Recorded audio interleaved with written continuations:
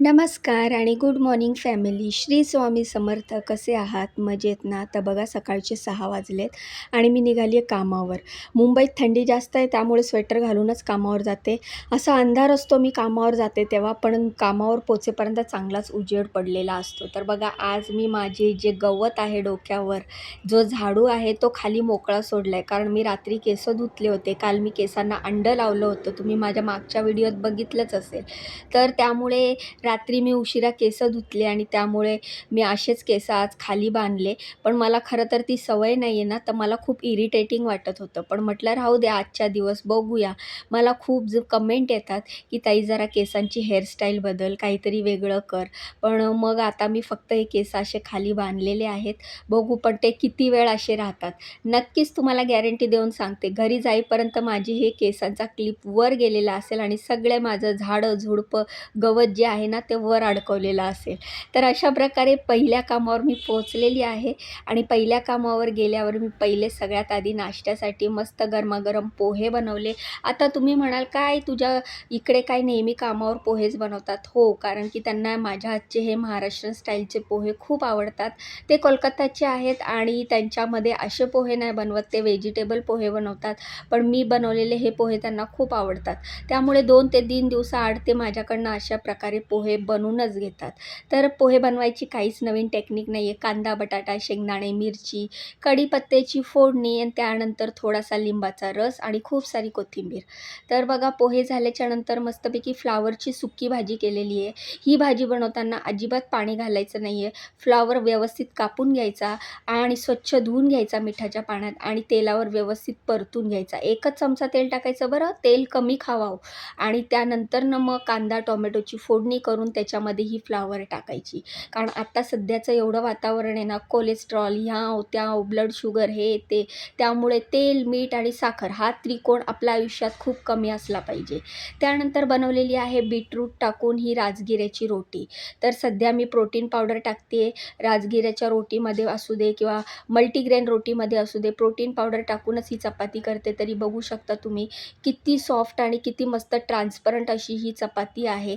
तर ही राजगिऱ्याची चपाती आहे, त्यामध्ये बीटरूट टाकला आहे आणि प्रोटीन पावडर टाकली आहे. तर चला स्वयंपाक तर रेडी आहे, आता टिफिन भरायला घेऊया. रोजच्याप्रमाणे मी आपले टिफिन काढले आणि आज टिफिन घासलेले होते. कारण की काल सर ऑफिसलाच नव्हते गेले, त्यामुळे टिफिन आज घासलेले होते. एक काम माझं कमी होतं, आज टिफिन मला घासावे लागले नाही. तर बघू शकता सगळ्यात आधी पहिल्या टिफिनमध्ये मी ही फ्लॉवरची भाजी भरलेली आहे आणि भाजी भरल्यावर मी हा असा वर पेपर लावते, जेणेकरून भाजी तेल असू दे किंवा तेल तर शक्यतो मी कमीच टाकते.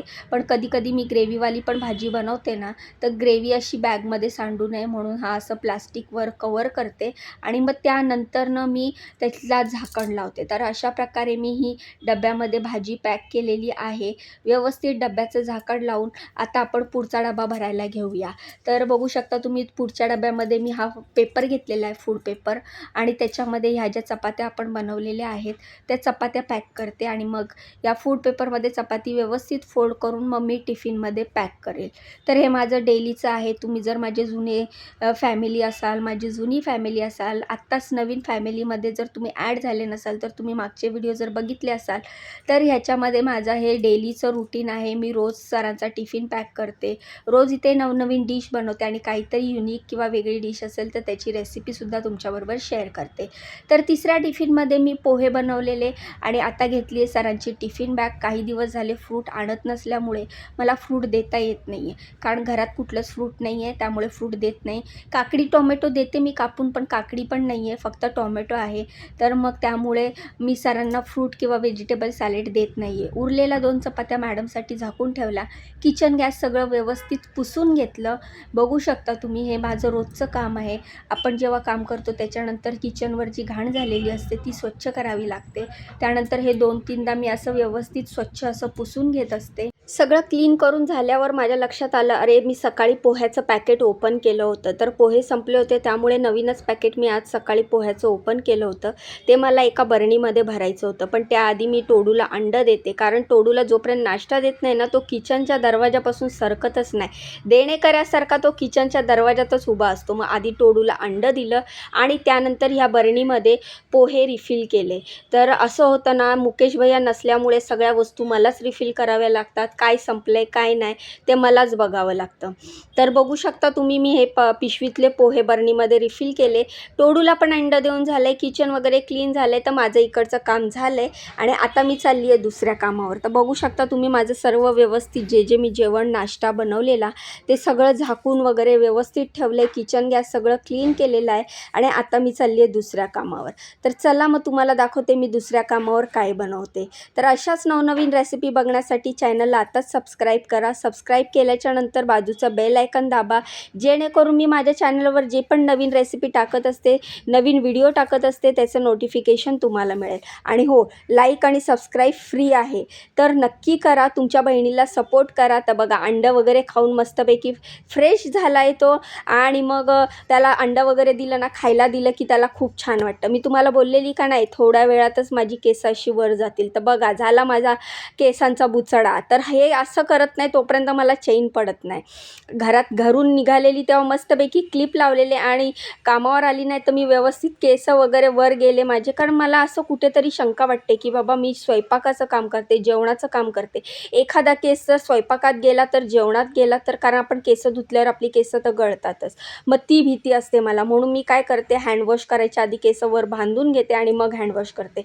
तर दुसऱ्या घरी पोचली, दरवाजात दूध आणि पेपर ठेवला होता, ते घेऊन घरात गेली आणि नाश्त्यासाठी ही फोडणीची भाकरी केली. ह्याला दह्यातली भाकरी पण म्हणतात.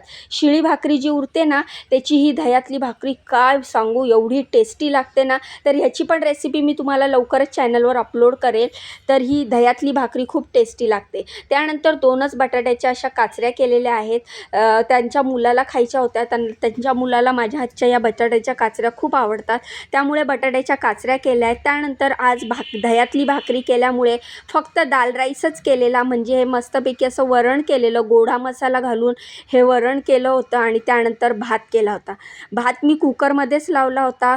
जेव्हा डाळ शिजायला लावली त्याच्याबरोबरच भात पण शिजून घेतलेला. तर किती छान दिसतंय ना हे वरण. सगळं जेवण एका बाजूला आणि वरण भाताचं जेवण एका बाजूला. वरण भात वर साजूक तूप, आहाहाहा, तोंडी लावायला लोणचं आणि पापड, बस बाकी काय नसेल तरी चालेल. आणि दुसरी माझी आवडती वस्तू म्हणजे भाकरी आणि ठेचा, सोबत पिठलं असेल तर अजूनच मजा येईल, आणि कांद्याची फोड. तर हेच माझं साधंसुद्धा आवडीचं जेवण आहे. माझ्या काय खूप मोठं आवडीचं जेवण नाही आहे. हां, नॉनव्हेजमध्ये मला फिश खूप आवडते. तुम्हाला कुठली फिश आवडते मला कमेंट करून नक्की सांगा. काल मी एवढ्या सगळ्या भाकरी केल्या होत्या ना, तर त्याच्यातल्याच ह्या भाकरी उरल्या होत्या. त्यामुळे मॅडम म्हटल्यात चला दह्यातली भाकरी कर. तर दह्यातली भाकरी केली. सगळं जेवण झालेलं आहे, स्वयंपाक झालेला आहे. सगळं जेवण कढईमधनं ट्रान्सफर करून छोट्या भांड्यात काढलं आहे. कढई आणि इतर भांडी सगळी घासलेली आहेत, पुसून जागेवर ठेवली आहे. किचन गॅस क्लीन केलेला आहे. जेवण सगळं झाकून ठेवलं आहे. मॅडम टिफिन घेऊन निघून गेल्या आहेत ऑफिसला आणि आता मी चालली आहे घरी. तर बघू शकता तुम्ही, सकाळी येते तेव्हा किती थंडी असते आणि कसं वातावरण असतं, आणि आता एवढं कडक ऊन आहे की खिडकीकडे बघू पण वाटत नाही. तर अशा प्रकारे हा पडदा खाली खेचून घेतला आणि आता मी जाणार आहे घरी. जरी मी कामावरनं घरी जातच असेल ना, तरी मी परत कामावरच जाते असंच मला वाटतं, कारण गेल्या जी कामावरची ड्युटी संपून घरची ड्युटी सुरू होते. तर अशा प्रकारे मी इकडून निघाली, सगळं खिडक्या दरवाजे बंद केले, लाईट पंखे बंद केले आणि आता मी घरी जाणार आहे. तर बघू शकता तुम्ही, आता माझ्या घरचा ब्लॉग पण मी टाकायला लवकरच सुरुवात करणार आहे. तुम्ही खूप छान छान कमेंट करतात. तुमचे कमेंट वाचून मला नवीन एनर्जी भेटते व्हिडिओ बनवायची. तर असंच मला सपोर्ट करत जावा, मला छान छान कमेंट करा, माझ्या व्हिडिओला लाईक करत जावा, चॅनलला सबस्क्राईब करत जावा. आणि हो, पुढे मी तुम्हाला ह्याच्या पुढे पण अजून अशा छान छान रेसिपी टाकत जाईल, माझे घरचे डेली ब्लॉग टाकत जाईल.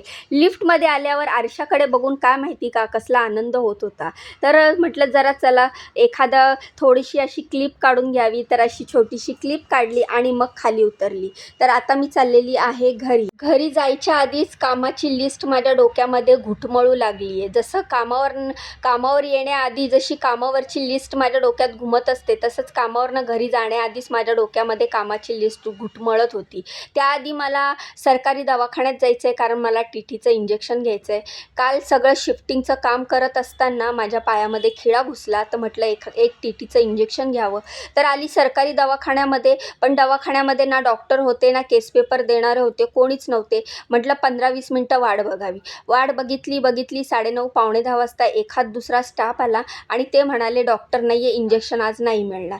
पुन्हा तशीच तोंड घेऊन घरी गेली आणि मग घरच्या कामाला सुरुवात केली. तर बघू शकता तुम्ही, मी घरी आल्याच्यानंतर सगळं कामं स्वयंपाक वगैरे करून 12:30पर्यंत, घड्याळात वाजलेले 12:30. तोपर्यंत आता मी बाकीच्या कामाला सुरुवात करते. बघू शकता ह्या ज्या बाकी सगळं म्हणजे 90% माझं घर आवरून झालेलं आहे. फक्त वॉशिंग मशीन लावायची होती, तर 12:30 वाजता मी वॉशिंग मशीन लावली. बाकीचा सगळा पसारा आवरायला घेतला आहे. जे कपडे हवेत ते कपडे ठेवलेत, जे कपडे नको आहेत ते बाजूला काढले आणि जे कपडे जास्तच फाटलेले आहेत ते कपडे फेकायला काढलेत आणि बाकीचे कॉटनचे वगैरे ते पाय पुसायला, लादी पुसायला वगैरे ठेवलेले आहेत. तर हीच माझी सगळी आवराआवर सुरू होती. त्यामुळे हा व्हिडिओ फास्ट फॉरवर्ड केला. या 2 बॅगा भरल्या मी, त्याच्यातले चांगले चांगले कपडे काढून ठेवले आणि जे जास्तच खराब झाले ते टाकून द्यायचा विचार केला. तर अशा प्रकारे हे माझं काम सुरू होतं आणि मग हे काम झाल्याच्यानंतर मी जेवण केलं, थोडा वेळ आराम केला आणि असाच माझा आता दिवस चाललेला आहे. पण काय टेन्शन नाही आहे, माझं जवळपास सगळंच आवरून झालेलं आहे घर. तर असा होता हा आजचा दिवस आणि असा होता ह्या पिशवीतलं जे सामान आहे ना, हेच मला टाकून द्यायचं आहे. ते खूप जास्त खराब झालेले कपडे आहेत, तर ते फेकायचे आहेत. तर अशा प्रकारे माझी आवराआवर ही सुरू आहे. पण आता टेन्शन नाही, माझं जास्तीत जास्त सगळं घर आवरून झालेलं आहे. सगळ्या वस्तू जागेवर लावून झालेल्या आहेत. एकदा हे सगळं आवरून झालं ना, की मग काही टेन्शन नाही. मग माझं डेलीचंच काम असणार आहे. तर हा देवाचा कपडा आहे, तो मी व्यवस्थित आवरून देवाऱ्याजवळ ठेवला आणि मग नंतर ह्या सगळ्या बॅगा वगैरे पॅक केल्या. ज्या पिशव्या रिकामी झाल्या होत्या, ज्याच्यात मी सामान शिफ्ट केलं होतं, त्या सगळ्या एका बॅगेत भरल्या आणि आता हे सगळं सामान जाणार आहे वर माळ्यावर. तर मग चला, असा होता हा आजचा दिवस. कसा वाटला व्हिडिओ कमेंट करून नक्की सांगा. व्हिडिओला लाईक करा, चॅनलला सबस्क्राईब करा. भेटूया उद्याच्या नवीन व्हिडिओमध्ये. तोपर्यंत बाय आणि श्री स्वामी समर्थ.